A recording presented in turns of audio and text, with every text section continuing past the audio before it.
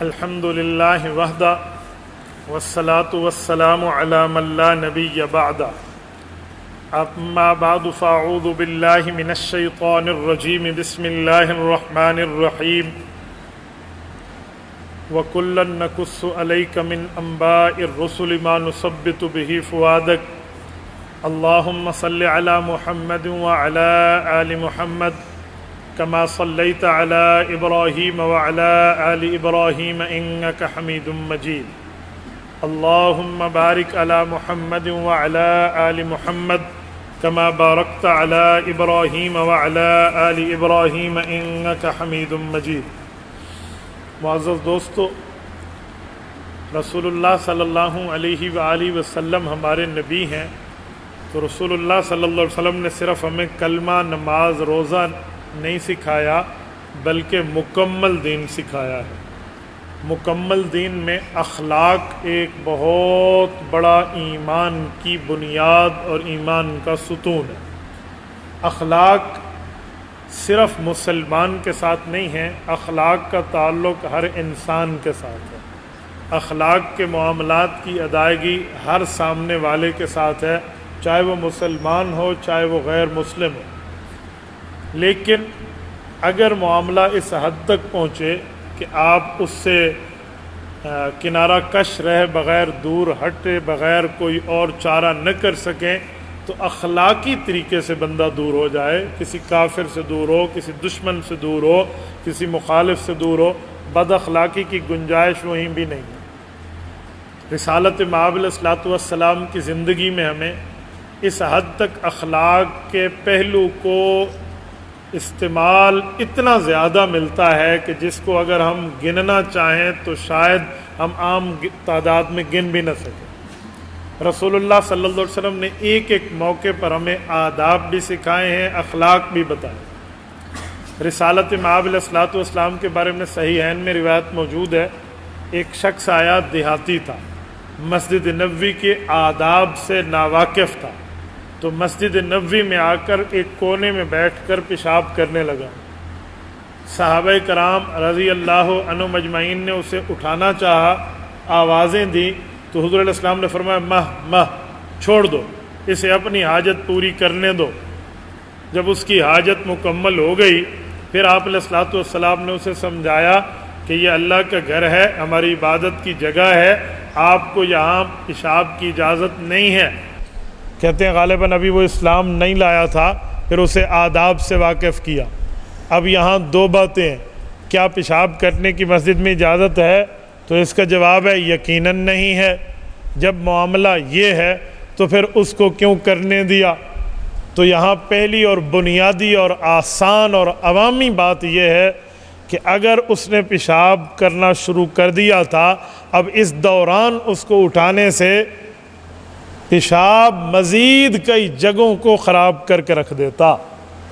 تو یہ ادب سکھایا کہ آپ کس طرح کسی آدمی کے ساتھ معاملات ٹھیک رکھیں گے۔ اور ایک ادب اور بھی ہے جس کو ہمارے حکیم، ڈاکٹرز، میڈیکل حضرات بتاتے ہیں کہ آپ پیشاب کرنے کے دوران روک دیں تو پتہ نہیں کیا سے کیا بیماریاں آپ کو پیدا ہو سکتی ہیں۔ تو اس طرح کے یعنی ایک ایک موقع کے آداب سکھائیں۔ حالانکہ عام طور پہ یہ تو عقل مندی کی بات ہے، کامن سینس کی بات ہے، تو حضور پاک صلی اللہ علیہ وسلم نے یہاں تک سکھایا۔ حضرت غالباً جابر رضی اللہ تعالیٰ عنہ ہیں، اخلاق میں رسالت مآب علیہ الصلوۃ والسلام کی بات کو ارشاد فرماتے ہوئے فرمایا کہ رسالت مآب علیہ الصلوۃ والسلام کا حیا اتنا تھا جیسے آپ کسی عام دوشیزہ اور کنواری لڑکی کے حیا کو بھی اس سے تشبیہ نہیں دے سکتے۔ حضور پاک علیہ الصلوۃ والسلام کا حیا تو اس سے بھی کئی گنا زیادہ ہے۔ رسالت مآب علیہ الصلوۃ والسلام کا ایک ایک موقع پر یوں سمجھانا اور آداب، اخلاق، ان معاملات کا سمجھانا، یہ آپ کے اور میرے لیے ہے۔ اور میرے دوستو، حضور اقدس صلی اللہ علیہ وسلم نے اپنی زندگی میں اس طرح کے تمام معاملات میں عملی نمونہ بن کے خود کو دکھایا ہے۔ نمازیں رسول اللہ صلی اللہ علیہ وسلم نے پڑھی ہیں تو آپ کے اور میرے لیے نمونہ ہے، لیکن نماز کتنی پڑھیں کتنی نہ پڑھیں حدیث پاک میں ہے، قرآن کریم کی آیات میں، قم اللیل الا قلیلا، یہاں نماز نفل ہے، لمبی کر دیں، یہاں کم کر دیں، تھوڑا وقت جاگیں، پورا وقت جاگیں، احکام موجود ہیں۔ اسی طرح رسول اللہ صلی اللہ علیہ وآلہ وسلم کے لیے نفلی روزوں کے احکام موجود ہیں، اتنا ہو نہیں اتنا نہیں ہو، ایک صحابی نے پوچھا یا رسول اللہ میں ہر دن نفلی روزہ رکھنا چاہتا ہوں، فرمایا یوں نہیں، ہفتے میں 2 دن کی اجازت۔ اس نے کہا یا رسول اللہ میں اس سے بھی زیادہ طاقت رکھتا ہوں، فرمایا چلو ہفتے میں 3 دن ہے، یعنی 1 دن چھوڑ کے 1 دن رکھو، ورنہ روزانہ روزے کی اجازت نہیں۔ یعنی اس نیکی میں بھی کمی کرائی، لیکن اخلاق ایسی نیکی ہے جس میں کوئی کمی نہیں ہے، اخلاق میں کسی قسم کی کوئی کمی نہیں ہے۔ رسول اللہ صلی اللہ علیہ وسلم کے اخلاق پر تو اللہ تعالیٰ کا بھی تائیدی جملہ موجود ہے، وَإِنَّكَ لَعَلَىٰ خُلُقٍ عَظِيمٍ۔ رسالت مآب علیہ السلام کے اخلاق کتنے اعلیٰ، تو اس لیے ہمیں یہ بات ذہن میں رکھنی چاہیے کہ سامنے والا بد اخلاقی کرے، ہم بد اخلاقی نہ کریں۔ قولوا قولا سدیدا، کھلی بات کرنے کا حکم تو ضرور ہے، واضح اور صاف بات کرنے کا حکم ضرور ہے، پر بد اخلاقی کا حکم نہیں ہے۔ ہمارے یہاں ایک غلطی پائی جاتی ہے، بھئی اس نے برائی کی تھی تو میں بھی برائی کروں گا، تو بھائی اس میں اور تجھ میں فرق کیا رہا؟ وہ برائی کر رہا ہے، تو خاموش ہو جا، کل قیامت میں آخرت پہ ڈال دے، آخرت میں اجر لیں گے اللہ سے، رب کریم ہمیں آخرت میں بدلہ دے گا۔ کوئی چیزیں ایسی بھی رکھیں جو آخرت کے لیے رکھے۔ اچھا پھر ایک چیز یہ بھی ہے کہ بندہ اپنی حیثیت کو دیکھ کر کام کرتا ہے۔ میں ایک مثال دے رہا ہوں، مثال تو کسی گھٹیا چیز کی ہے، لیکن سمجھانے کے لیے اس سے آسان مثال مجھے نہیں سامنے آ رہی۔ اگر کتا کسی کو کاٹ لے اور وہ اپنے دانتوں سے چک لگائے تو کیا آپ اور ہم بھی کتے کو چک لگائیں گے دوبارہ؟ ہم نہیں لگائیں گے۔ کوئی کہ اس نے مجھے چک لگا تو میں بھی اسے کاٹوں گا، اسے لوگ بے وقوف کہیں گے۔ کتے کا کام کاٹنا ہے، تیرا کام کاٹنا نہیں ہے، تو اپنا علاج کرو، اسے دفع کر۔ تو بھئی شیطان کو بھی یہی سمجھو، شیطان دوسرے پہ سوار ہے اور وہ میری ماں بہن بیٹی کی مجھے گالی دے رہا ہے، تو اب مجھے اسلام یہ حکم نہیں کرتا کہ میں بھی گالی دوں، میں اس پہ صبر کروں۔ کیوں؟ ہر برتن سے، میں مثال دے رہا ہوں، یہ گلاس ہے، مجھے خالی دکھائیں، یہ گلاس ہے، اگر یہ دودھ کا بھرا ہوا ہے تو اس سے دودھ نکلے گا، یہ پانی کا بھرا ہوا ہے تو پانی نکلے گا، شربت کا بھرا ہوا ہے تو شربت نکلے گا، کوئی نجس چیز موجود ہے تو وہی نکلے گی۔ کل اناء یترشح بما فیہ۔ بابا ہم مسلمان ہیں، ہمارے دل میں ایمان ہے، رسالت مآب علیہ السلام کی تعلیمات ہیں، تو اگر ہمیں بھی کوئی چھیڑے، چاہے غصے میں ہو چاہے نرمی میں ہو، تو بندہ اخلاق کا دامن نہ چھوڑے۔ اور پھر یہاں میں ایک جملہ کہتا ہوں، اگر غصے میں کوئی 2-4 جملے بندے کے منہ سے نکل بھی گئے ہیں تو جیسے بندے کو محسوس ہو فوراً اللہ سے معافی مانگے اور اس سے بھی معذرت کر لے۔ یاد رکھیں، معافی مانگنے میں آپ کی عزت کم نہیں ہوگی، آپ کی عزت بڑھے گی۔ خاندانی روایات آج کل ٹوٹ گئی ہیں، خاندانی تعلقات ٹوٹ گئے ہیں، اس نے ایسے کیا، اس نے ایسے۔ چند دنوں قبل کی بات ہے، عید الاضحیٰ پر ایک فیملی باہر شہر رہتی تھی، ڈیرہ اسماعیل خان اپنے گھر عید الفطر پر عید گزارنے آئے۔ ان میں سے ایک آدمی نے سوال کیا کہ 3 سال بعد میں اس کے گھر گیا ہوں ورنہ جاتا نہیں تھا۔ کہا جی کیوں؟ کہا اس نے بیٹے کی شادی کی اور ہمیں نہیں بلایا، باقی سب کو بلایا، ہمیں نہیں بلایا۔ تو میں نے انہیں کہا اگر نہیں بلایا تو کیا مطلب؟ بھول گیا ہو شاید۔ میں بھول چکا ہوں اسے۔ میں نے کہا آپ اس کے لیے کیا ہیں؟ آپ صدر پاکستان ہیں جو آپ کو یاد رکھے؟ کوئی وجہ ہے؟ کیا معاملہ ہے آپ کا؟ یار ایک رشتہ دار کو بلانا بھول گیا، 100 بندوں کو ایک نے بلایا، تو آپ نے پوچھا اس سے، آپ نے تو بغیر پوچھے تعلقات ختم کر دیے، یوں نہ کریں۔ تو مجھے کہتے ہیں شادیوں میں نہیں بلایا جاتا۔ پھر میں نے اسے ایک حدیث پاک سنائی جو آپ کو بھی سناتا ہوں اور اس ماحول کے مطابق۔ وہ حدیث یہ ہے، مشکات شریف جلد نمبر 2 کتاب الایمان میں موجود ہے۔ حضرت عبد الرحمن، ایک روایت حضرت جابر کی ہے رضی اللہ عنہم، ان میں سے کسی ایک صحابی کی شادی ہوئی ہے۔ اب سنیں، مدینہ طیبہ میں ہوئی ہے۔ اگلے دن نماز حضور پاک علیہ الصلوۃ والسلام کی اقتداء میں پڑھی تو رسالت مآب نے ان کی داڑھی پر اور ان کے بالوں پر صفرہ کا اثر دیکھا، پیلے رنگ کا۔ پیلے رنگ کا اثر شادی کی نشانی ہوتی تھی، جیسے آج کل ہم کہتے ہیں کہ چم لگی ہوئی ہے۔ تو حضور نے فرمایا اتزوجت یا عبد الرحمن، شادی ہو گئی؟ کا نام یا رسول اللہ، شادی ہو گئی۔ اچھا اللہ مبارک فرمائے، کنواری سے شادی کی یا شادی شدہ بیوہ تھی؟ کہ یا رسول اللہ بیوہ لایا ہوں۔ کہ وہ کیوں؟ کہ میری بہنیں ہیں بہت زیادہ اور میں نہیں چاہتا تھا کہ میری 9 بہنیں ہیں چھوٹی چھوٹی ہیں تو یہ 10ویں ان کی ہم عمر لاؤں، ان کے ساتھ بیٹھ کے کھیلتی رہے، میں چاہتا تھا کوئی بڑی عمر کی بیوی لاؤں تاکہ ان کو بھی سنبھالے مجھے بھی سنبھالے۔ آپ علیہ السلام نے خوشی کا اظہار فرمایا اور فرمایا ولیمہ کر لو، اللہ پاک ثواب عطا فرمائے گا، چاہے بکری کا بچہ کیوں نہ ہو۔ یا رسول اللہ ٹھیک ہو گیا۔ اس حدیث میں کسی جگہ نہیں ہے کہ حضور فرمائے کل تیری شادی ہوئی ہے، تو نے مجھے نہیں بلایا؟ اپنے نبی کو تو بلا لیتا، جس نبی پر تو نے کلمہ پڑھا اسے نہیں بلایا۔ اس سے پتہ چلا شادیوں پر بلایا جائے تو بھی ٹھیک ہے، نہ بلایا جائے تو بھی ٹھیک، اس سے رشتہ داری قطع نہیں ہوتی، اس سے تعلقات ختم نہیں ہوتے، اس سے لوگ تعلقات توڑ بیٹھتے ہیں، مرضی ختم ہو جاتی ہے۔ یہ مسلمانوں کے اخلاق نہیں ہے، یہ اسلامی اخلاق نہیں ہے، یہ تعلیمات پیغمبر نہیں ہے، یہ اسلام اور رسول اللہ صلی اللہ علیہ وسلم کی نبوی تعلیمات نہیں ہیں۔ ہمیں کچھ تو معاملات دیکھنے چاہیے۔ ٹھیک ہے یار، بلا لیا تو ٹھیک ہے، نہ بلا لیا تو ٹھیک ہے۔ تو ایسے کئی معاملے ہوتے ہیں جہاں پر بندہ خواہ سے ایک انا اور ضد لے کر بیٹھا ہوتا ہے، جہاں اسلام اس ضد کو قبول نہیں کرتا۔ تو ہمیں ہر مسئلے پر ان معاملات کی طرح شریعت کے احکام کو دیکھ کر فالو کرنا چاہیے۔ ناراضگی کرنی ہے تو دین کے معاملے میں کریں۔ اللہ نہ کرے آپ کے کسی جاننے والے نے داڑھی کٹا دی ہے، آپ اسے کہیں میں تم سے ناراض ہوں، میں تم سے نہیں ملوں، کچھ وقت کے لیے دھمکی دے کر تو بندہ اس کو یہ احساس تو دلا سکتا ہے کہ اس نے کام غلط کیا۔ ٹھیک ہے، قطع تعلق کا حکم اسلام قطع رحمی پھر بھی نہیں کرتا، لیکن آپ اسے احساس دلانے کے لیے تو کہہ سکتے ہیں کہ پھر تیری میری مرضی کس بنیاد پہ ختم نہ ہو، یعنی اس طرح ڈراوا دے کر تو آپ کہہ سکتے، یہ تو بات ہے، لیکن اس طرح کی باتیں نہیں ہیں جس کو ہم نے بنیاد بنا رکھا ہے۔ اس سے معاشرہ ٹوٹتا ہے۔ معاشرے میں رہنے کے لیے بندے کو ایک دوسرے کے ساتھ کچھ لو اور کچھ دو کے اصول پہ رہنا پڑتا ہے۔ حضرت معاویہ رضی اللہ تعالیٰ عنہ اپنے دور کے کامیاب ترین امیر المؤمنین رہے ہیں۔ 19 سال حضرت معاویہ کی خلافت عادلہ کا وہ زمانہ ہے جب حضرت امام حسن رضی اللہ عنہ نے ان کے ہاتھ پر بیعت کر دی اور پورا کلمہ اسلام ایک بات پہ متفق ہو گیا۔ 19 سال ان کی اس خلافت کے جو اتفاقی دور رہا ان کی وفات تک۔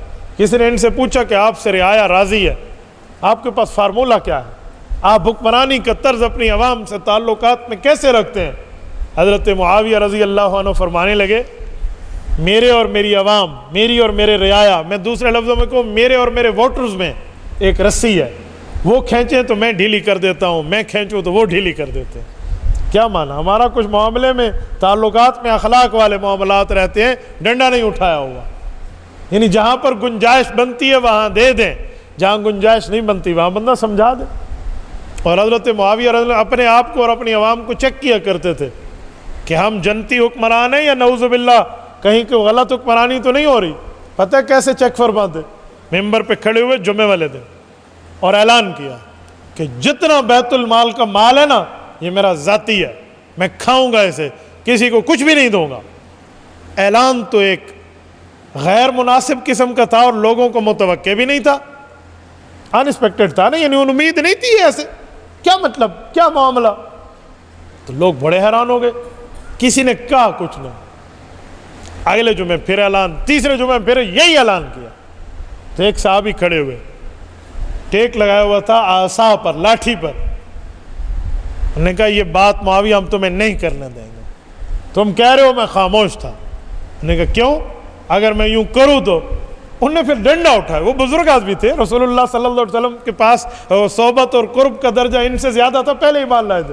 کہا پھر میں تمہیں اس ڈنڈے سے سیدھا کروں گا، اور کھلے عام مجمع میں کہا، برسر ممبر کا، مسجد میں ایک آواز ان کی گونج اٹھی تو لوگوں نے کہا امیر المومنین کی اس نے شان میں کچھ نازیبہ بات کر دی ہے، اب کام پورا ہو گیا اس کا، بس جس زندگی کے کوئی جو گنے چنے دن تھے مراد تو یہی ہے، بس اب تو شاید مارا نہ جائے یہ بندہ۔ حضرت معاویہ نے اسے جمعے کے بعد اپنے کمرے میں بلوایا اکیلا، لوگ باہر انتظار میں ہیں کہ لاش آئے گی، یعنی جو دماغ ہے عام بندوں کا، اور حضرت معاویہ اور وہ ہنستے مسکراتے نکلے اور مجمع کو آ کر کہا کہ لوگوں پہلے تو مجھے مبارک دو، پھر یہ معاملہ سناؤں گا۔ ہوا کیا؟ کہا امیر المومنین اللہ آپ کو مبارک کرے، معاملہ کیا ہے؟ کہا میں جنتی ہوں، اس چیز کی مبارک تم سے لینا چاہتا ہوں، میں نے اپنے پیغمبر صلی اللہ علیہ وسلم سے سنا ہے جس کا مفہوم ہے کہ ایسے حکمران بھی آئیں گے، وہ غلط فیصلے کریں گے اور غیر شرعی فیصلے کریں گے، اور ان کی رعایا ان پہ ٹوک نہیں کرے گی، ٹوکیں گے نہیں، ان پہ objection، اعتراض، اشکال نہیں ہوگا، تو وہ دوزخی ہوں گے۔ تو کہا مجھے حکمرانی کرتے ہوئے 1 سال ہو گئے ہیں، کئی سال آپ کے سامنے ہوں، تو میں نے خود کو دیکھا کہ کیا میری رعایا میں بھی ایسا طبقہ موجود ہے جو میرے اوپر نکیر کرے؟ تو جب اس نے نکیر کی نا، اللہ جانتے آج میں امن کی نیند سوؤں گا، ورنہ پچھلے جمعے سے تو مجھے نیند بھی نہیں آ رہی تھی کہ کیا معاملہ ہے، اعتراض بھی نہیں ہو رہا، کیا میں کس حکمران میں ہوں کس میں نہیں۔ اتنے بڑے درجے والا بندہ آخرت کے بارے میں اتنا فکر مند ہے، اور آپ اور ہم کہاں بیٹھے، ہم دنیا کو توڑ کے بیٹھ جائے اور آخرت کے میں کوئی فکر ہی نہیں۔ سیدنا حیدر کرار، حضرت علی المرتضیٰ رضی اللہ تعالی عنہ کیا عام اعمال رکھتے ہیں؟ حضرت علی کے تو اعمال وہ ہیں، حضور نے فرمایا علی تیرا گھر جنت میں اپنے گھر کے سامنے دیکھ کر آیا ہوں۔ یہ حضرت علی جب دعا مانگتے تھے تو کہتے تھے اللہ میری نیکیاں کم ہیں، آخرت کا سفر بہت لمبا ہے، جس کو جنت کی ٹکٹ ملی ہے وہ علی المرتضیٰ۔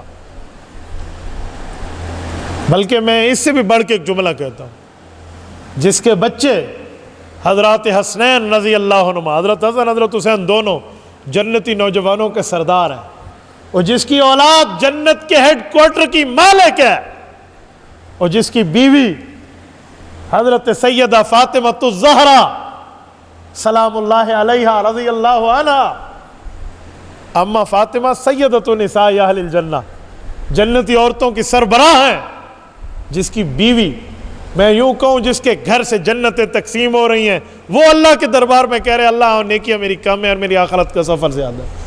تو اس سے پتہ چلا رسول اللہ کی صحبت نے انہیں دنیا کے بارے میں نہیں آخرت کے بارے میں فکر مند کرنا سکھا دیا تھا۔ تو بھائیو یہ اخلاق کی بنیادی چیز ہے کہ ہم آخرت کے بارے میں سوچیں۔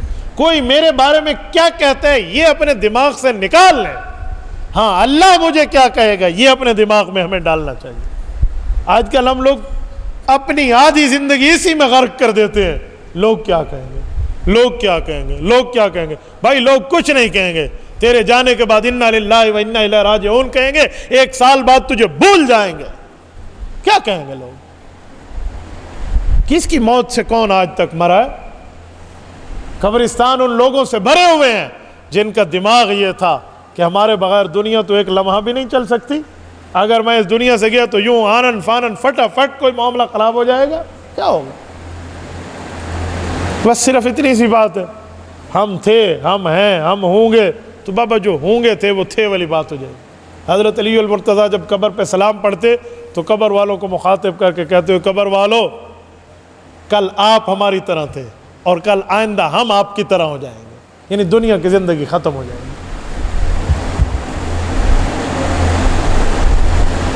تو یہ تب ہے جب ہمیں آخرت کی فکر ہو، آخرت کی فکر پہ اخلاق بھی درست ہیں اور بندے کے معاملات بھی درست ہیں۔ کچھ ایسا معاملہ ہمارے ہاں چل پڑا ہے جو ہم چھوٹی چیز کو لے کر بڑے نقصان کو لے لیتے ہیں، چھوٹی چیز کو لے کر۔ کسی خاتون کے جنازے میں آپ جائیں نا تو کیا کہتے ہیں؟ بھئی محرم ٹھہریں، پردہ کریں، اس کے چہرے پر پردہ ڈالیں، قبر میں اتارا جا رہا ہے، محرم ٹھہرے غیر محرم ہٹ جائیں۔ بھائی زندگی میں بھی یہی حکم تھا، یہ پردے کا حکم زندگی میں بھی تھا، صرف موت کے بعد نہیں آیا۔ ہم نے یہاں کیا دیکھا؟ یہاں تو کچھ بھی نہیں۔ جہیز کی بڑی فکر ہوتی ہے، میں نے بیٹی کو جہیز دینا ہے، وراثت کی کوئی فکر نہیں ہے کہ میری بیٹی کا حصہ میری بہن کا حصہ، حالانکہ جہیز اسلام کا حکم نہیں ہے، وراثت اسلام کا حکم ہے۔ ہمیں جہیز کی تو پڑی ہوئی ہے جو کسی اور کی رسم ہے، میں منع نہیں کرتا جہیز سے، لیکن اس کی ڈیمانڈیں کرنا چھوڑ دیں۔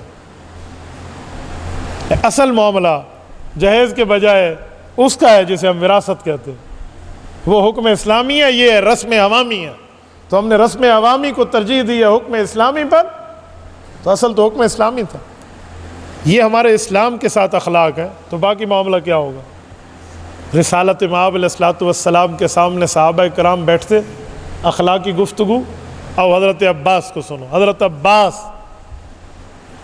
عباس رضی اللہ عنہ رسول اللہ کے چچا جان،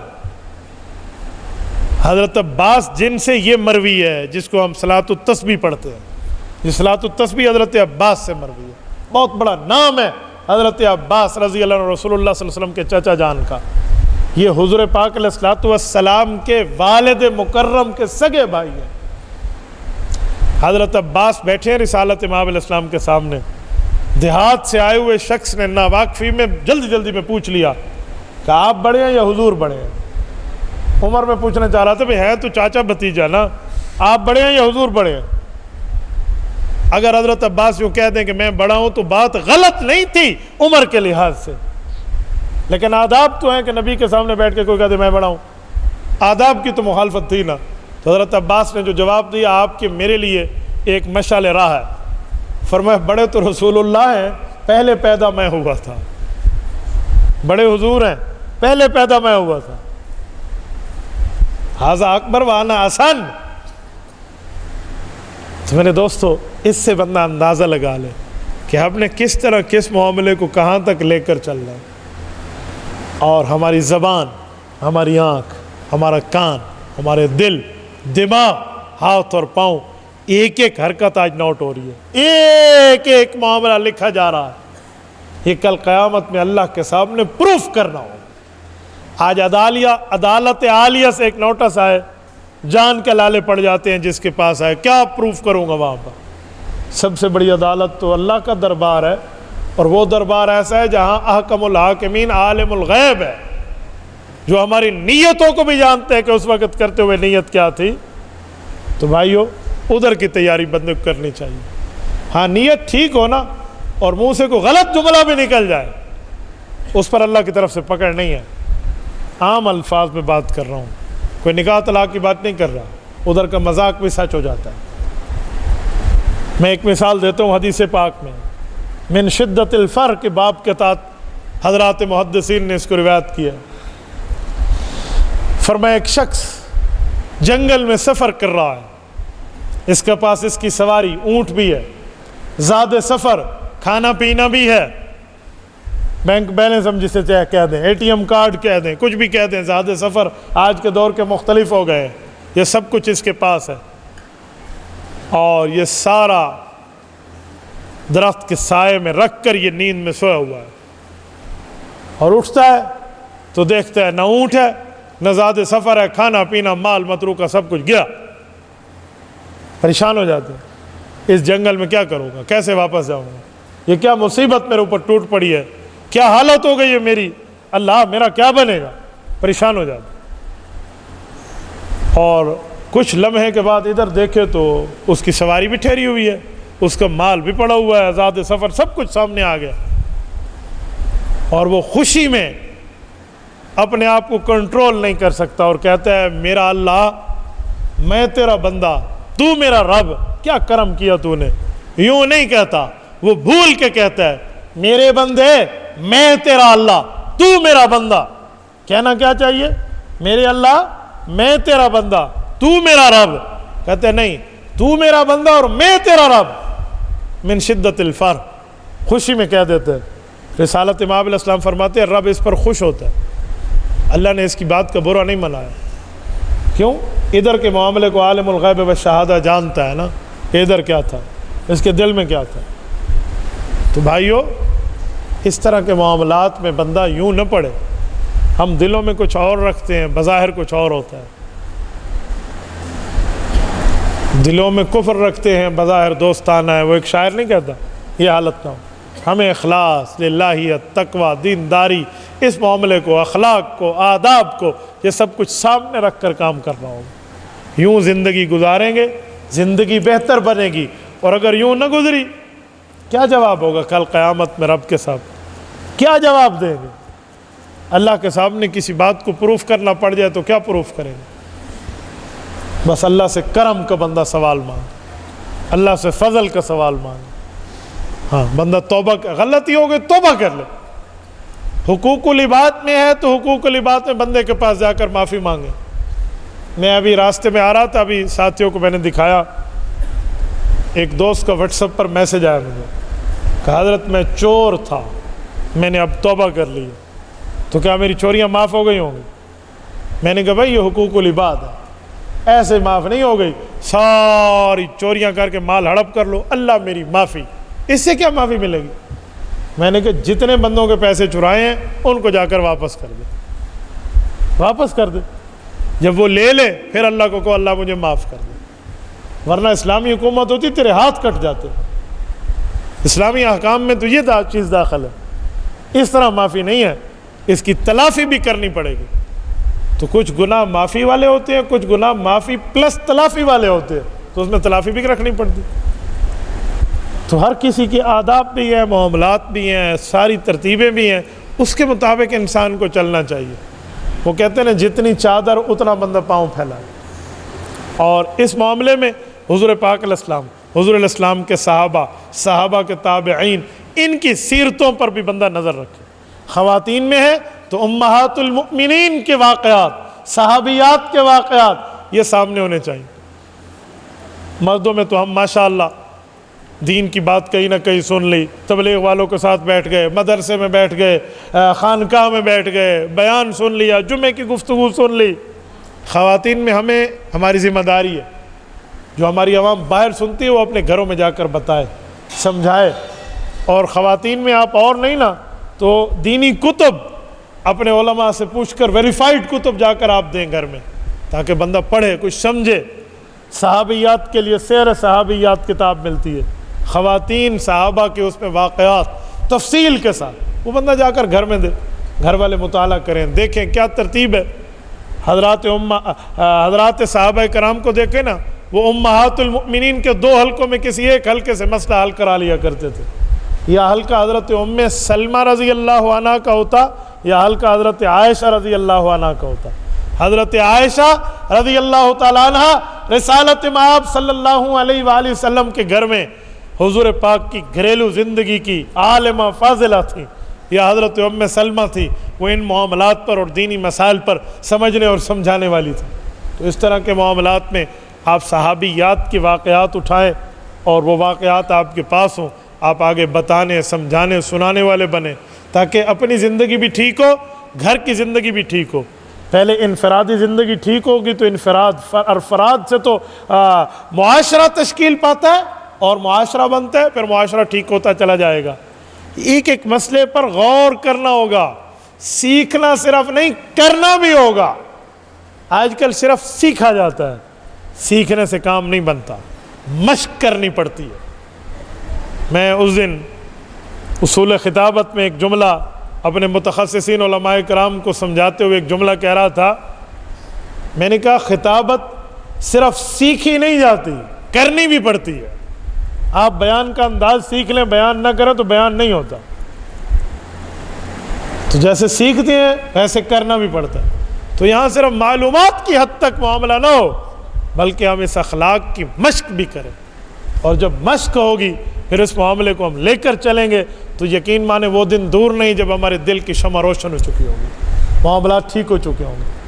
پھر 1000 رگڑے کھا کے دل آئینہ بنتا ہے، ایسے نہیں ہے، جس میں بندہ اپنے آپ کو دیکھے گا، اپنے معاملات کو دیکھے گا، سوچے گا اور خود کو فٹ وہاں پر کرے گا تو معاملہ بالکل صاف ہوتا چلا جائے گا۔ بھائیو یہ آداب ہے، ان آداب کو سیکھنا پڑے گا، سیکھ کر عمل کریں گے۔ اور اگر سیکھ کر عمل نہ کیا، یہ بات ہمیں ذہن میں رکھ لینی چاہیے، کل قیامت میں اللہ کے دربار میں اپنی اس متاع زندگی کو ہم پروف نہیں کر پائیں گے کہ ہمیں زندگی ملی تھی اور ہم نے کہاں گزاری، کیونکہ روایات میں ہے مال کہاں سے لیا، کہاں خرچ کیا، زندگی کیسے خرچ کی، اور لوگوں کے ساتھ معاملات کیسے رکھے، اولاد کے اوپر اپنے اسلامی حقوق کو کیسے عمل کرا اور کرایا۔ جب تک ان سوالات کے جواب نہیں دیں گے، انسان کے قدم اس کی جگہ سے نہیں ہل سکیں گے۔ ما زالت قدم عبد حتی یسأل عن اربع، یہ پوچھا جائے گا، پھر سوال کا جواب ہوگا تو بات بنے گی، ورنہ کیا سے کیا معاملہ۔ لیکن اگر زندگی ٹھیک گزاری، ایک عالم دین بڑی اچھی مثال دے رہے تھے، کہتے ہیں قبروں میں لوگ اوپر دیکھ کر کہیں گے 1000 سال کا زمانہ گزر گیا ہے، قبروں میں پڑے ہوئے ہیں، ان کو انتظار نہیں ہے قیامت کب آئے گی۔ کہا جی نیک اور برے کا فرق ہے، کہ برا تو عذاب میں ہے، وہ تو جیل خانے میں، وہ تو روز سوچے گا میں کب آؤں، کب یہاں سے نکلوں۔ کہا نیک آدمی کا تو بڑا آسان ترتیب ہے، کہتے ہیں بھئی حور قبر میں آئے، اس کو محسوس یوں ہو، یہ اس کے گلے پہ ہاتھ ڈالے، اس کا ہاتھ ٹوٹے، دانے گننے بیٹھیں گے، یوں لگے گا ابھی ہم نے ہار ہی چنا تھا کہ قیامت کا اعلان ہو گیا۔ ان پہ تو وقفہ اتنا رہا۔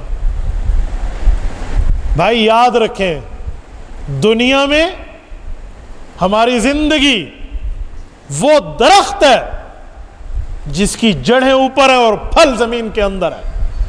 وہ قبر پہ پتہ چلے گا کہ پھل کیسا تھا, وہ میٹھا ہے یا کھٹا ہے.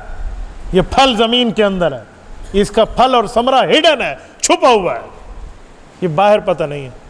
دنیا میں یہاں تھپڑ ماریں جگہ سرخ ہوئی ہے نہیں ہوئی پتہ چلتی ہے.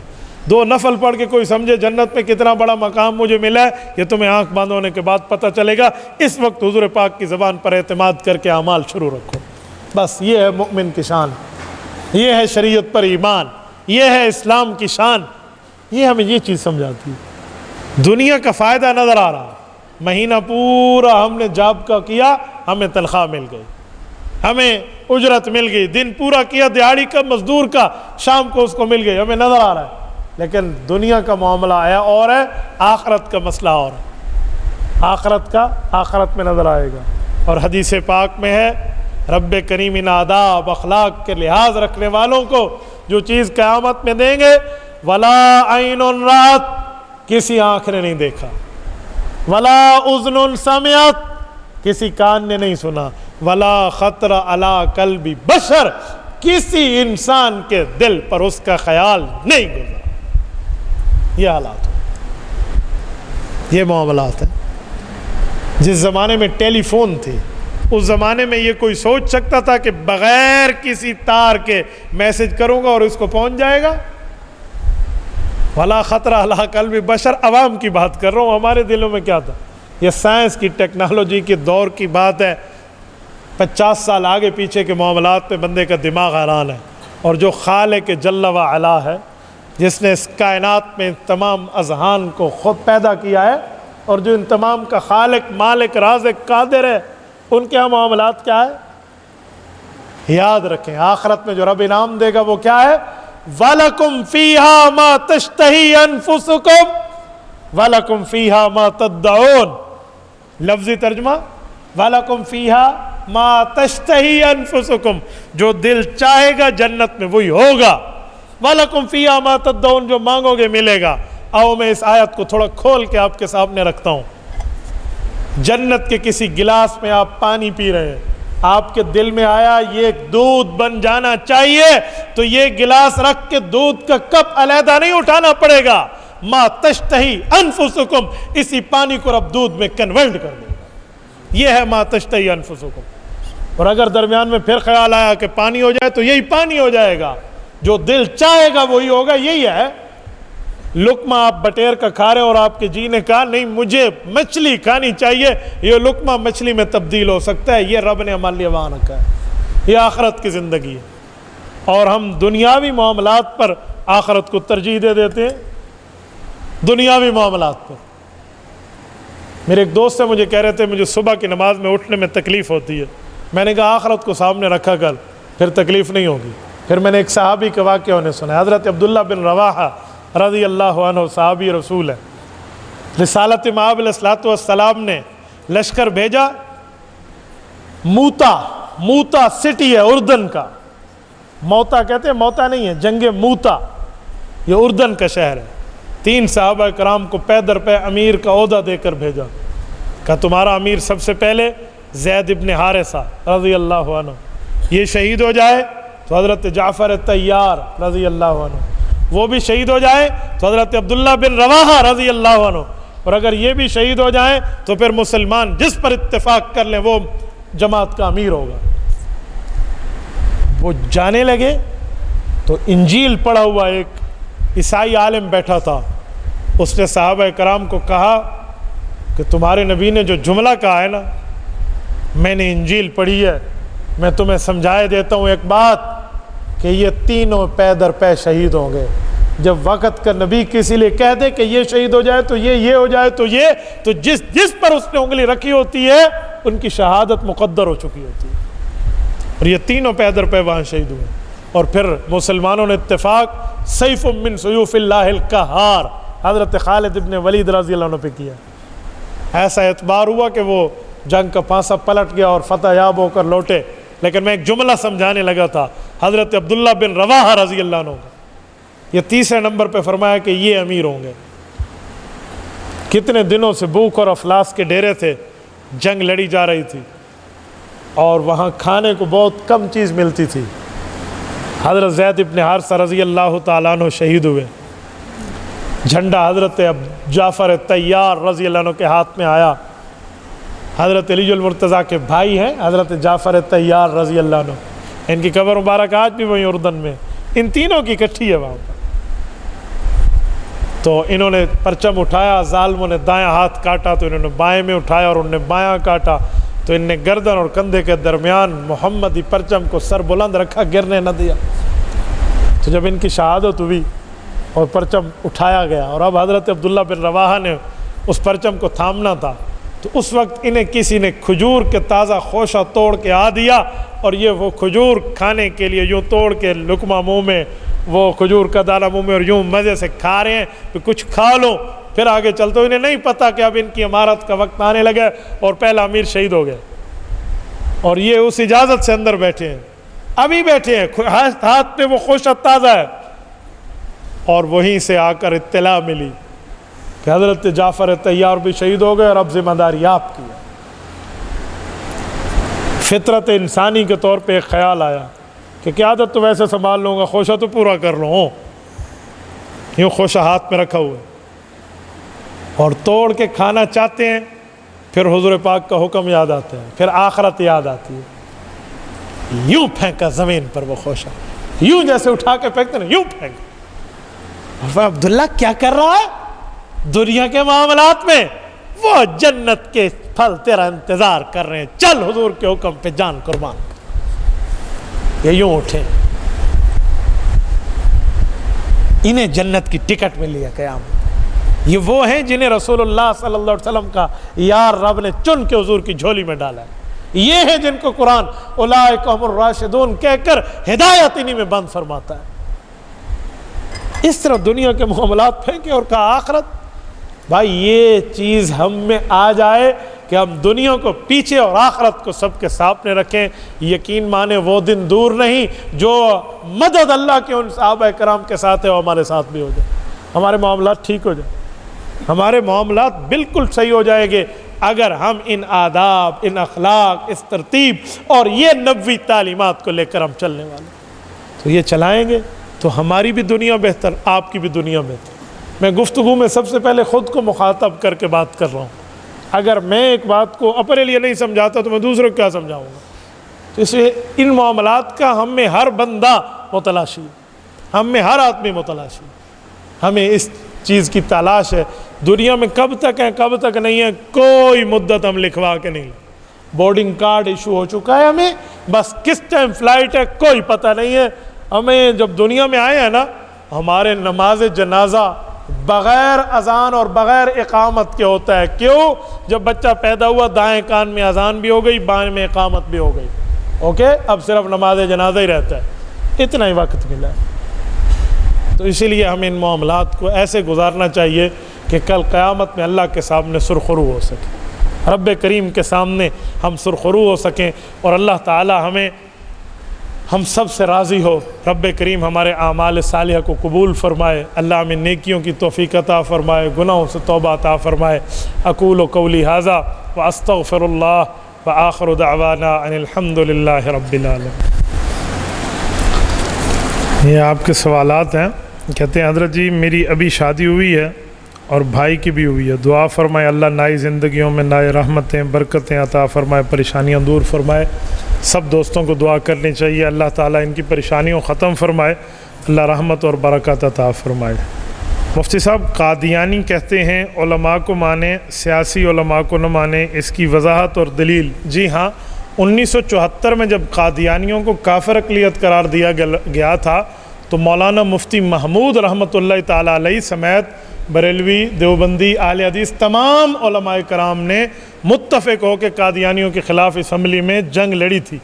تو اس وقت جب قادیانی پاکستان سے دفع ہو رہے تھے تو انہوں نے آپس میں معاہدہ کیا کہ اب ان سے ٹکرانے میں ہمارے لیے چال کیا ہونی چاہیے، تو انہوں نے ڈیوائیڈ اینڈ رول کی ترتیب کے اوپر جو بات کی تھی وہ اپنی عوام کو یہی سکھائی تھی کہ سیاسی مولویوں سے بچو۔ یہ مفتی محمود رحمۃ اللہ علیہ سے وہ بدلہ نکالنا چاہتے تھے کہ اس بندے نے ہماری اصلی شکل جو ہے یہ پیش کرائی ہے۔ اس میں ایک مولانا کا نام لے کر یہ پوچھتے ہیں کہ یہ مولوی صاحب اتنے بڑے، ان کی تعریف۔ ایک بات ذہن میں رکھیں، میں ایک جملہ آپ کو سمجھاتا ہوں۔ کسی عنوان پر آپ نے دلیل دیکھنی ہو نا تو اس کے ماہر سے پوچھیں۔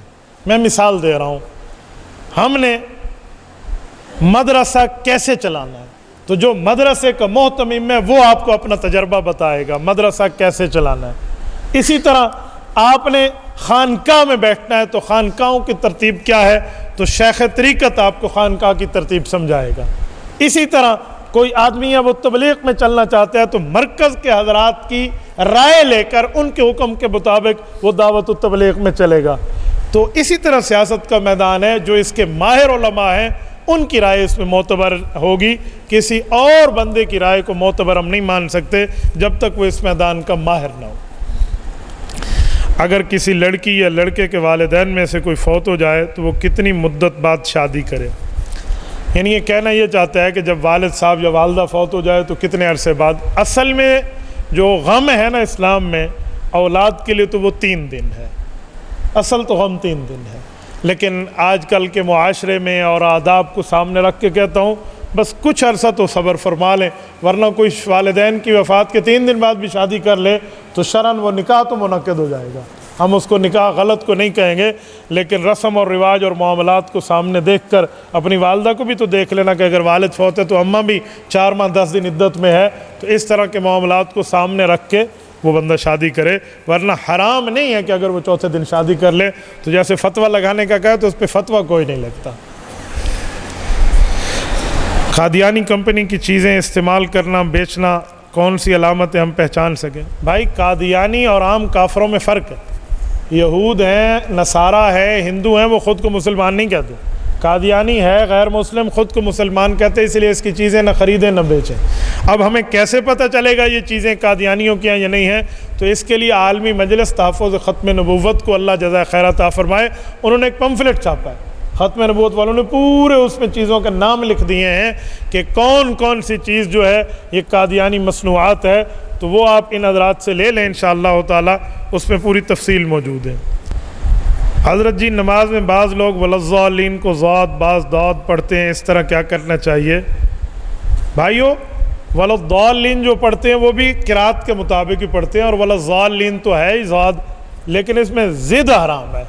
ضاد اور دعات دونوں جائز ہیں، ضد حرام ہے۔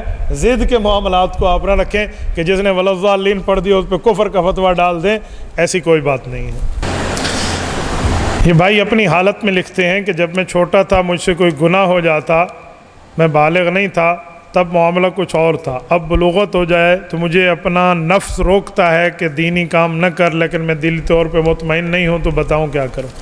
میرے بھائی اگر آپ سے گناہ ہو جاتا ہے، آپ کا دل کہتا ہے تم نے غلط کیا ہے، تو حدیث پاک کے مطابق آپ اس گناہ کرنے کے بعد بھی مومن ہیں، کیونکہ حدیث میں ہے گناہ کرنے کے بعد دل آپ کو کہے برا کیا، اور نیکی کرنے کے بعد دل آپ کو کہے آپ نے اچھا کیا، تو آپ مومن ہیں۔ باقی گناہوں سے توبہ آپ ضرور کریں، چاہے دل مانتا ہے یا نہیں، دل مانے یا نہ مانے، گناہ سے توبہ ضرور ہونی چاہیے۔ تو یہ نہ کہے میرا دل نہیں مانتا، یہ کوئی دلیل نہیں ہے۔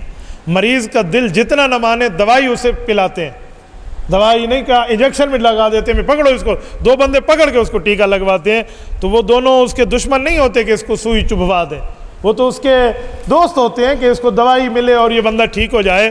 تو اسی طرح آپ بھی اس معاملے کو دیکھیں، آپ پر کوئی بھائی جو سختی کر کے بھی توبہ کی بات کرتے ہو تو آپ اس کو خوشی سے لیں، اس مسئلے میں اپنے نفس کی بات نہ مانیں، کسی ترتیب پہ نفس کو سمجھائیں۔ شیخ الحدیث والتفسیر حضرت مولانا علاء الدین رحمہ اللہ، حضرت سید مولانا حسین احمد مدنی رحمہ اللہ کے شاگرد رشید تھے۔ ڈیرہ اسماعیل خان کا بہت بڑا نام ہے حضرت مولانا علاء الدین رحمہ اللہ کا، غالباً انہوں نے 50 سال تک تو حدیث پاک کا درس دیا ہے۔ وہ ایک جملہ بڑا پیارا فرماتے تھے کہ اپنے نفس کے ساتھ معاہدہ کرنا سیکھو، نفس اتنی جلدی نہیں مانتا۔ وہ فرماتے معاہدہ کیسے کریں؟ تو کہا مثلاً آپ نے ڈیرہ اسماعیل خان سے پشاور سفر کرنا ہے، وہ مثال دیتے، تو آپ کا دل چاہتا ہے کہ میں ادھر ادھر بد نظری بھی کروں اور ادھر ادھر بھی دیکھوں، ذکر بھی کروں گا چلو، لیکن ادھر ادھر دیکھتا رہوں۔ تو کہا آپ جب نفس کو کہو گے نا پشاور تک تو نے ذکر کرنا ہے، تو وہ نہیں مانے گا۔ اس کو کہو بھائی معاہدہ کر لے، بنو تک اللہ کا نام لے لے، اللہ اللہ کرتے جائیں گے, بد نظری نہیں کریں گے, آگے انشاءاللہ تیری مانوں گا, کہا اس طرح وہ مان جائے گا.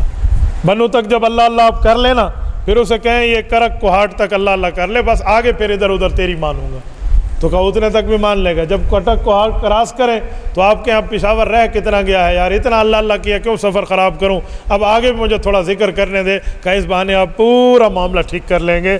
تو یہ نفس کے ساتھ معاہدہ ہونا چاہیے. آپ کو پتہ ہے نفس ایسا شریر ہے, وہ بڑے بڑے اچھے آدمیوں کو بھی روکتا ہے. ہمارے ایک دوست ہیں, ہمیں بتاتے ہیں کہ میں روزانہ صبح روزہ اس نیت سے رکھتا ہوں کہ کل نہیں رکھوں گا.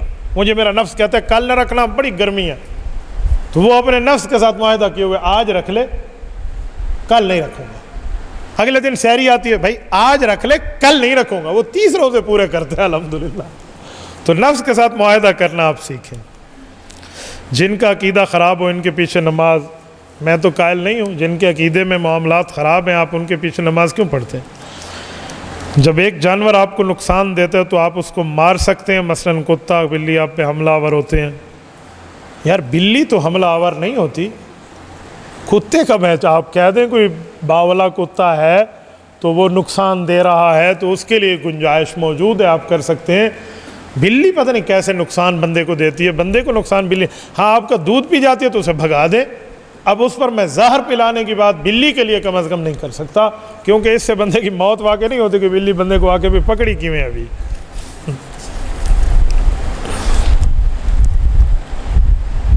گیم زون بنانے کا کوئی گناہ ہے؟ یہ کیا ہوتا ہے گیم زون؟ ویڈیو گیم ہوتے ہیں, لوگ زیادہ کرایہ دیتے ہیں ویڈیو گیم. اچھا, گیم زون کا معنی گیم کھیلنے کے لیے مشینوں کی دکان بنانا.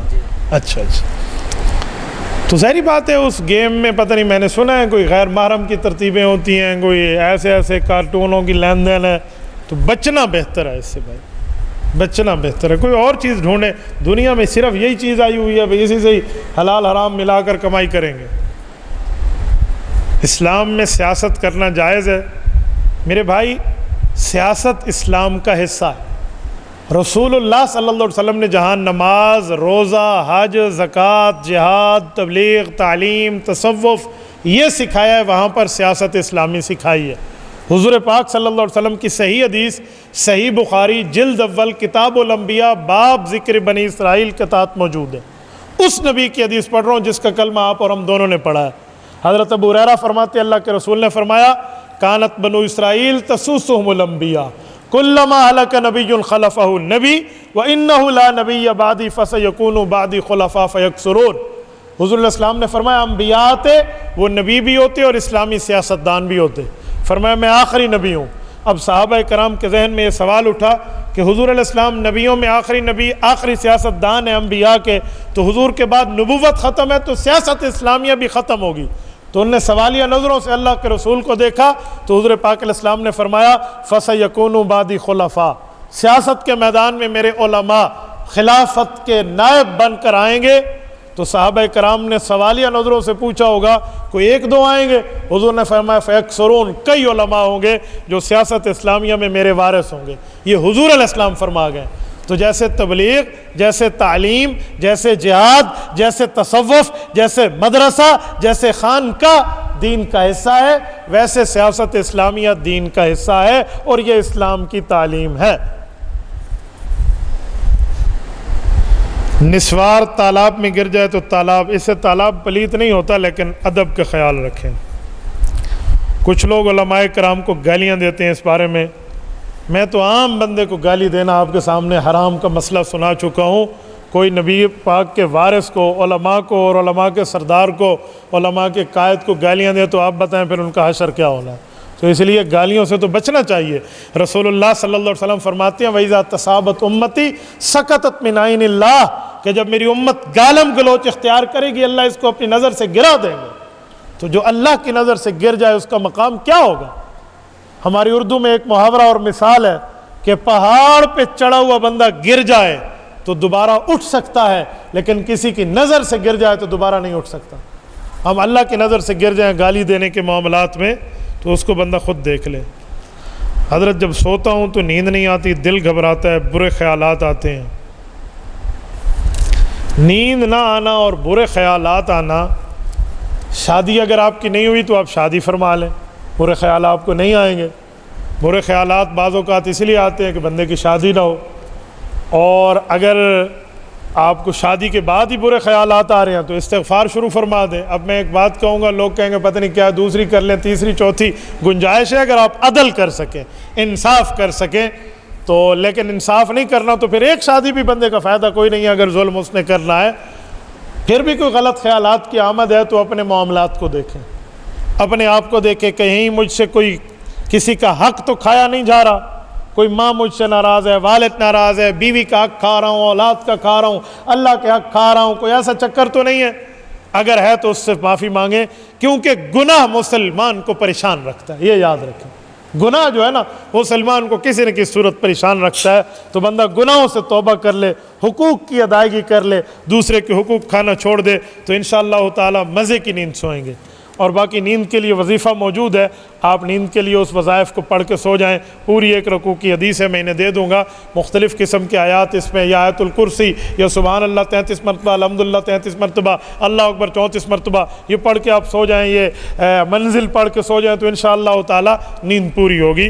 ایسی بات نہیں ہے بندے کی نیند۔ اور پھر ساتھ ایک بات ہے، یہ پھپھو جان جو بندے کی جیب میں ہے نا، یہ اپنی پھپھو، یہ موبائل صاحبہ، اس سے تھوڑا جان چھڑا لیں، ورنہ آپ موبائل پہ ہر 1 منٹ بعد نئی چیزیں دیکھتے رہیں گے اور پھر کہیں گے مجھے نیند نہیں آتی۔ اور ہمارے ڈاکٹر صاحب موجود ہیں یا باقی میڈیکل والے، ان سے پوچھ لیں اس کے اتنے ریزز ہوتے ہیں، کہتے ہیں 5 سے 6 فٹ اپنے سے دور رکھو، آپ سر کے قریب رکھو گے تو شعائیں آپ کو نیند توڑتی رہیں گی، ہمیں میڈیکل کے حضرات بتاتے ہیں۔ تو اس طرح کے معاملات میں اپنے سے دور رکھیں، سرانے کے نیچے نہ رکھیں موبائل، فوراً نکال کے بندہ جی پہلے دیکھے۔ بہتر تھا سرانے کے ساتھ بندہ قرآن پاک رکھے تاکہ مجھے تلاوت کرنی چاہیے، کوئی منزل رکھے، لیکن یہ ہمارے معاملات اس نے کچھ توڑوائے ہیں، اس کو تھوڑا آپ ٹھیک فرما لیں۔ شہد کی مکھیاں تالاب کے نلکوں پر اور چائے والے برتن پر بیٹھی ہوتی ہیں، تنگ کرتی ہیں، اس کو مارنا جائز ہے؟ اس کو مارنے نہیں، ان کو دھواں دے دیں، شہد کی مکھیاں خود بخود بھاگ جائیں گی۔ شہد کی مکھی کو آپ کیوں مارتے ہیں؟ دھواں دیں، شہد کی مکھی اس سے باحیا ہے، وہ اس سے دور ہو جاتی ہے، تو خواہ مخواہ سے آپ ان کو کیوں مارتے ہیں؟ کوئی وجہ ہو تو پھر اور بات ہے۔ مسجد کو دھوتے وقت چیونٹیاں وغیرہ ہیں تو ان سے انسان گناہ گار ہو سکتا ہے؟ اس بارے میں آپ کو مسئلہ بھی بتاتا ہوں اور ایک تجربہ بھی بتاتا ہوں ایک بزرگ کا۔ مسئلہ یہ ہے کہ آپ ایک بار تو ان کو ہٹا دیں، پھونک مار کے ہٹا دیں جیسے، لیکن اس کے بعد بے خیالی میں اگر کوئی چیونٹیاں وغیرہ، کوئی کیڑے مکوڑے آ جاتے ہیں تو آپ پر گناہ نہیں ہے۔ ہمارے ایک بزرگ تھے، وہ آیت پڑھتے تھے جو حضرت لقمان کے بارے میں آتی ہے کہ وہ چیونٹیاں نیچے تھی اور حضرت سلیمان علیہ السلام کا لشکر گزر رہا تھا، تو چیونٹی نے کیا کہا، یا ایھا النملۃ ادخلوا فی مساکنکم وجنود۔ یہ آیت کریمہ پڑھ لیں تو اس سے تھوڑا سا وقت دے تو چیونٹیاں اپنی بلوں میں چلی جاتی ہیں، انشاءاللہ آپ کو کوئی وہ نہیں ہوگا کہ اس سے کوئی مسئلہ ہو۔ حضرت مولانا سے آپ آئیں، آپ کو لکھ کر آیت دے دیں حضرت سلیمان والی، یہ آپ پڑھ لیں تو انشاءاللہ تھوڑا سا وقت دے دیں، چیونٹیاں خود بخود چلی جاتی ہیں، وہ کہتے ہیں میرا تجربہ ہے۔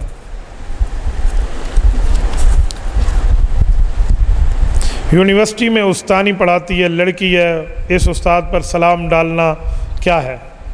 خاتون پر اگر غیر محرم ہے تو اس کو اگر آپ جا کر سلام دعا اور ادھر ادھر کی بات کریں گے تو اس سے علماء کرام منع فرماتے ہیں، لیکن آپ کی استاذ ہے تو استاذ کا ادب بھی تو ہے، تو سر جھکا کر سلام کر کے آپ بیٹھ جائیں، تو حیا کے مادے کو آپ سامنے رکھیں، بد نظری کی نیت سے نہ دیکھیں۔ اگر استاذ اپنی طرف متوجہ کرتی ہے کوئی مسئلہ، کوئی سبق سمجھانے کے لیے، تو مجبوری آپ کو، یونیورسٹی کو ایجوکیشن ہوتی ہے، تو جتنا ہو سکے ضرورت کی حد تک ہے، تو الضرورت تتقدر بقدر الضرورہ، ضرورت کو بھی ضرورت جتنا آپ استعمال کریں، ضرورت کو ضرورت سے بڑھ کے بندہ نہ کرے، کہیں معاملے کے کچھ اور حساب کتاب خراب نہ ہو جائے۔ کیا فیس بک پر کسی کو اچھی بات پر لائک یا دل دینا جائز ہے یا ناجائز ہے؟ فیس بک پر دل کیسے دیتے ہیں؟ دل تو بندہ اپنی بیوی کو دیتا ہے، دل دینے کا کیا مطلب ہے؟ وہ جو دل بنا کے بھیجتے ہیں، سینڈ کرتے ہیں، واہ صوفی صاحب کیا بات ہے ٹھیک ہے، کوئی اچھی چیز ہے تو آپ کوئی دینی چیز ہے اس پر دل بنا کے بھیج دیں. یہ نہ ہو آپ کسی لڑکی کی تصویر پہ بنا کے بھیج دیں اور آپ کے مفتی عبدالواحد نے ہمیں اجازت دی ہے. میں نہ محرموں کی بات نہیں کر رہا, کوئی آیت ہے کوئی حدیث ہے اس کو بندہ لائک کر لے تو ایسی کوئی بات نہیں ہے. اچھا آگے بھی اگر ہم علماء کرام یا کسی عمومی بات پر, اب یہ آدھی بات لکھی ہے اس نے, چلو علماء کی بات ہے کوئی دینی بات ہے تو اس پہ اگر آپ دل بنا کے دے دیں تو کوئی منع تھوڑی ہے. حضور پاک صلی اللہ علیہ وسلم جمعہ کے دن درود شریف خود سنتے ہیں اور باقی دنوں میں فرشتے لے جاتے ہیں, اس پر تھوڑی سی روشنی ڈالیں. ایسی بات نہیں ہے, ایسا نہیں ہے. دور سے رسول اللہ صلی اللہ علیہ وسلم کے اوپر درود پہنچایا جاتا ہے فرشتوں کے ذریعے, ٹھیک ہے. جمعہ کے دن خود سنتے ہیں والی بات نہیں ہے. جس کتاب میں اس میں نقطہ غلط لگا ہے وہ نقطہ اوپر کے بجائے نیچے کا ہے, جس کا معنی سماعت ہے اور وہ بھی دور کے معاملات ہیں. وہ کتاب کا چھاپا ایک مرتبہ طبع کے طور پہ کوئی غلط نقطہ چھپ گیا تو لوگوں نے اس کو لے لیا, حالانکہ اور نسخے اس کے موجود ہیں. ایسی بات نہیں ہے جس کا آپ حوالہ دے رہے ہیں. رسول اللہ صلی اللہ علیہ وسلم قبر مبارک میں زندہ ہیں, وفات کے بعد تمام انبیاء کرام زندہ ہیں. ہمارے پاک پیغمبر صلی اللہ علیہ وسلم کی قبر پر جو درود پڑھتا ہے آقا انعامدار خود سنتے ہیں, جو دور سے پڑھتے ہیں اس کو درود و سلام فرشتے لے جاتے ہیں. مفتی صاحب میرے رشتہ دار علماء کرام کو گالیاں دیتے ہیں, خاص کر مولانا فضل الرحمان صاحب کو تعلق جوڑ سکتا ہوں. ہاں تعلق ان کے ساتھ جوڑیں, انہیں سمجھائیں کہ بھائی آپ غلط کر رہے ہیں. آپ بھی تعلق توڑ بیٹھیں گے تو انہیں سمجھائے گا کون؟ تو اس لیے گالیاں نہیں دینی چاہیے, آپ انہیں سمجھائیں. لیکن اگر آپ یہ سمجھیں کہ میں ان کے ساتھ تعلق رکھ کے اس مجلس میں بیٹھوں گا تو میں بھی متاثر ہو جاؤں گا, پھر اس مجلس کی حد تک ان سے تعلق کاٹ دیں, اس مجلس میں پھر آپ شریک نہ ہوں. مفتی صاحب ہمارے گھر کی عورتیں عید کی نماز کے بعد اپنے خاوندوں کے پاؤں کو چھوتی ہیں, ایسا کرنا کیسا ہے؟ پاؤں تو بیوی کو روز اپنے خاوند کے دبانے چاہیے اگر اس کی طبیعت ٹھیک ہو تو. خالی عید کے دن کیا ہے؟ ہمارے ہاں تو کہتے ہیں کہ بیوی خاوند کی خدمت کرے تو بہت اچھی بات ہے, لیکن اس چھونے کا کوئی اور معنی تو نہیں ہے. پاؤں پہ ہاتھ لگانا, جھکنا مراد تو نہیں ہے. ہاں لیکن اچھا, جھکنے سے دو قسمیں ذہن میں رکھیں.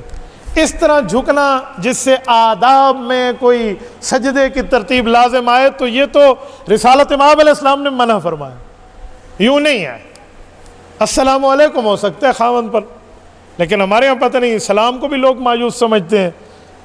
آپ کو تو مجھے نہیں پتا, یہاں خیبر پختونخوا کے ایک اپر ضلع کی بات کرتا ہوں, اوپر علاقے کی, اس جگہ میں نے کہا کہ گھر جائیں تو سلام کریں.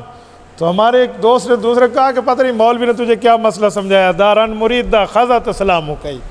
ٹھیک ہے, تو میں نے کہا یار پتہ نہیں آپ نے کیا فتویٰ دے دیا, تو بیوی کو سلام کرنا جائز ہے, کوئی حرام تھوڑی ہے.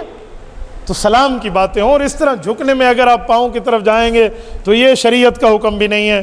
اور عید کے دن خاص کر کے آپ نے دین سمجھ کے یہ کیا تو ضروری سمجھیں گے, دین سمجھیں گے تو بدعت بن جائے گا. اس لیے ایسی کوئی ترتیب نہیں ہے, اور خاوند کو بھی اس پہ ناراض نہیں ہونا چاہیے, آج عید کا دن ہے میرے پاؤں کو چھو, ایسے نہیں ہونا چاہیے. مفتی صاحب خواتین کے لیے اچھی کتاب کون سی ہوگی؟ خواتین کے لیے اچھی کتابیں کئی سی ہیں. تحفہ دلہن لیں, بیگم صاحبہ کو جا کر دیں, اور خود بھی تحفہ دلہا پڑھیں, یہ آپ کو پتہ ہو. صرف بیوی کو آداب نہ سکھائیں, خود بھی آپ سمجھیں, تحفہ دلہا آپ پڑھیں, تحفہ دلہن اس کو دے دیں. اس طرح تحفہ زوجین ہے, یہ بھی ہے, حقوق زوجین ہے, آداب المعاشرت ہے, یہ جا کر دے دیں.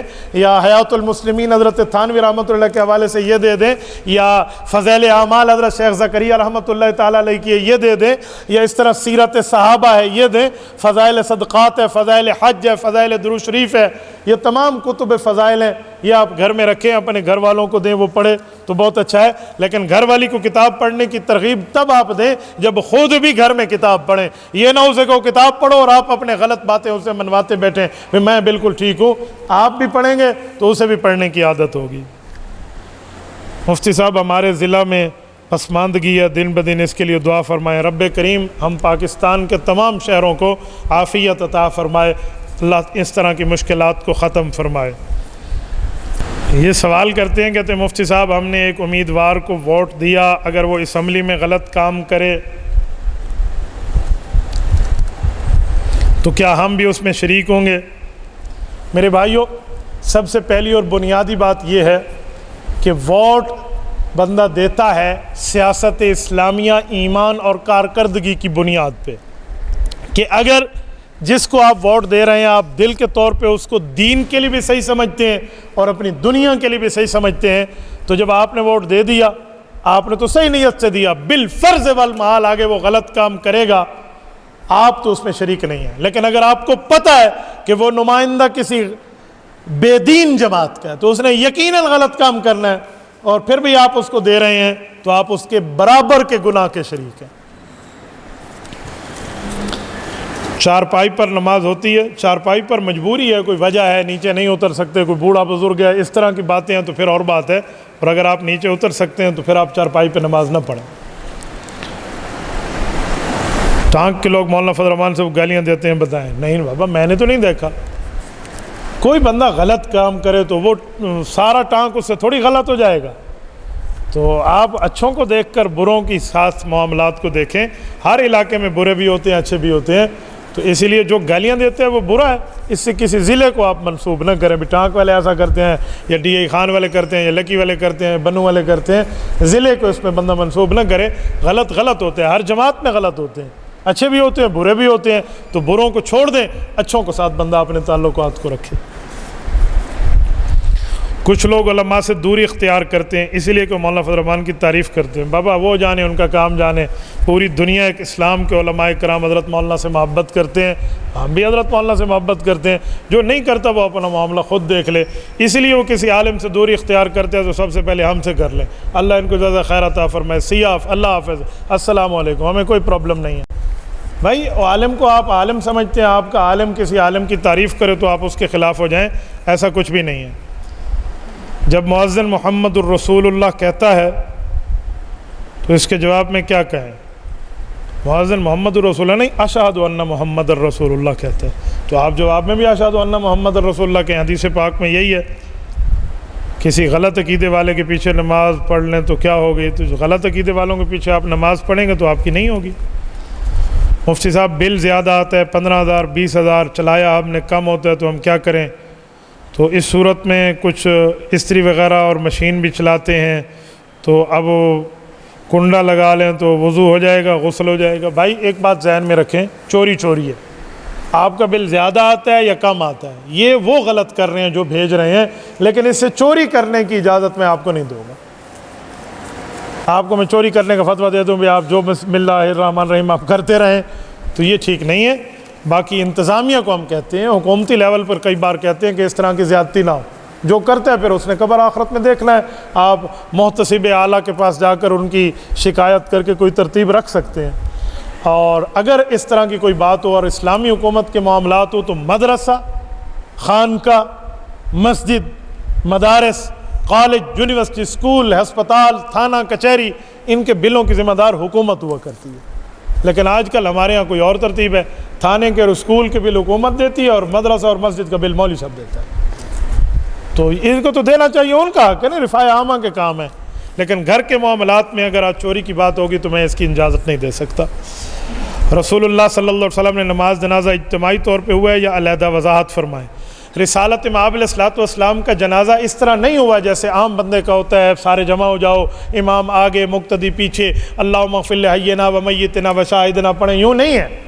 حضور پاک صلی اللہ علیہ وسلم کے جنازے سے مراد رسول اللہ پہ صلاۃ و سلام پیش کرنا ہے۔ بڑے، جوان، بچے، عورتیں الگ الگ نے رسالت مآب علیہ الصلوۃ والسلام پہ 10 15 20 آدمیوں کی ٹولیاں آتی اور وہ صلاۃ و سلام پڑھتے رسالت مآب علیہ الصلوۃ والسلام پہ، السلام علیکہ ایھا النبی، اور چلے جاتے حضور پاک علیہ السلام سے گزر کر، بس یہ جنازہ ہوتا تھا۔ اس جنازے میں نہ کوئی امام تھا نہ کوئی مقتدی تھا۔ ورنہ نبوت کا جنازے یوں نہیں ہوتے جیسے بندہ کہ نبی کا جنازہ پڑھ لے، یہ امتی اور نبی کی شان کا فرق ہے۔ اور کفن کے بارے میں بتائیں کہ نبی علیہ الصلوۃ والسلام کی کفن ہوئی تھی یا نہیں ہوئی تھی؟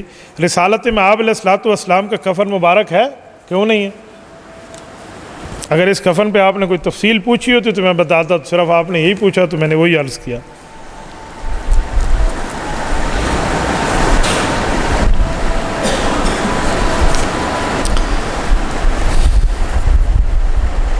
کہتے ہیں آسن فتاوہ میں ہے، فتاوہ فریدیہ میں ہے، فتاوہ محمودیہ میں ہے کہ جو عالم